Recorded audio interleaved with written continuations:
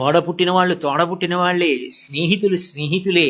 మీ వల్ల ఇతరులు ఇన్ఫ్లుయెన్స్ అవ్వాలి తప్ప మీరు ప్రతిదానికి వశపడిపోయి వాళ్ళ వల్ల నేను పాడైపోయానన్న మాట అనకూడదు. పనసతన కావాలి అనుకుంటే చేతికి నూనె రాసుకొని వలవడం అలవాటు కావాలి.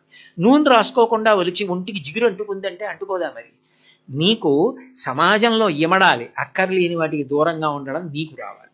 అంతేగాని దానివల్ల పాడైపోయాను దీనివల్ల పాడైపోయానని చెప్పకు. అంత ప్రతిదానికి పాడైపోయే అంత తేలిక స్వభావం అయితే సమాజంలో నువ్వెట్లా నిలదొక్కుంటావు?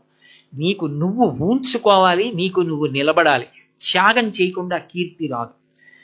తాను కాలిపోవడానికి ఒత్తి సిద్ధపడకపోతే వెలుగునివ్వలేదు. కష్టపడకుండా జీవితంలో గుర్తింపు, గౌరవము, కీర్తి రావు. కష్టపడడం అన్నది ఒక గొప్ప సంతోషకరమైన వ్యాపకం చేసుకోండి.